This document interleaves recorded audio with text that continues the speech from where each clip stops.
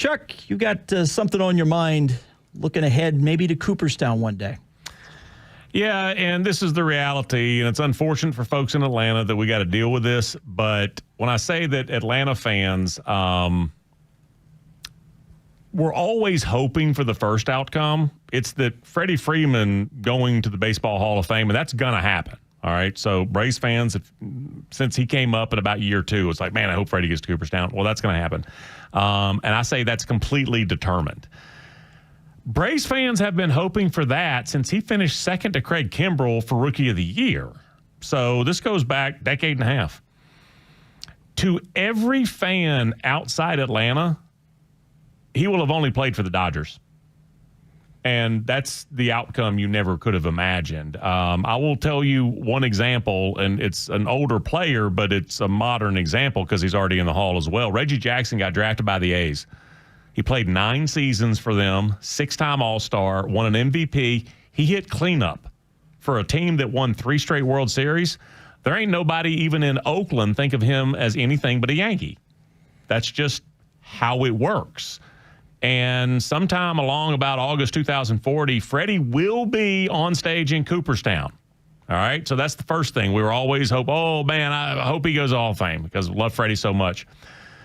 The second outcome, everybody outside the 404 is going to have little to no recognition that Atlanta ever happened.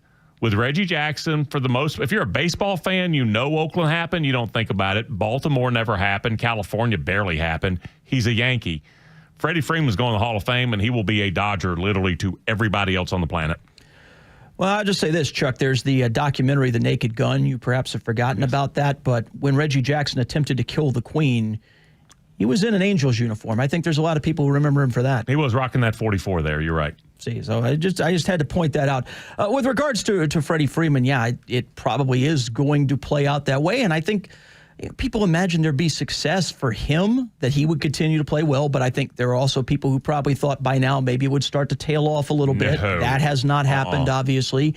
And I don't know that people 100% realized that the Dodgers were going to turn into what they have now with back-to-back championships and absolutely no reason to think that, frankly, for the rest of his time that he's playing there, there'll be anything other than a major contender every single year. So it's not like there'll be anything that'll reduce the number of times he gets a chance to be on the big stage.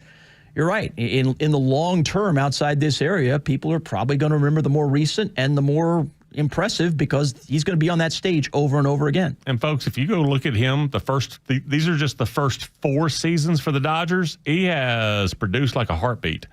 It's been unbelievably consistent and high level. Traditional numbers that we don't even expect anymore. 320. He hit 325 and 331 his first 2 years there. Again, traditional number batting average, but you can go on there, the OBP. You can go with the OPS. You can look at what he was slugging. You can see that he had 59 doubles. He had 47 doubles in another year. It's just been an unbelievable 4-year run, as well as the titles, and including one postseason where he hit the home run.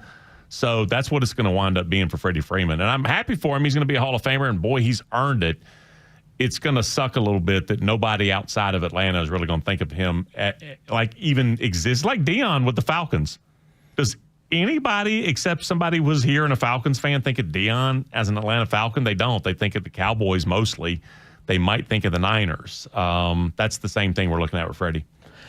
It is going to be a conundrum, and look, you wonder how many guys that story's going to play out for over the next few years, too. Guys that come up with teams, and then by the time they're done, given where baseball's economics have gone, is anybody going to get remembered except for being from like 6 or 7 teams, the way that things are? Unless they get it worked out, like Paul Skeens, if he turns into what people think he can be by the time his career's done, I'm just going to go on a limb, Chuck, and say people don't think of him in Cooperstown in 30 years as a Pirate. I'm just going to take a guess that might not be how that goes. You might need to be Aaron Judge and come up as a Yankee for the first 5 or 6 or 7 years of your career. Like Shohei Ohtani as an Angel?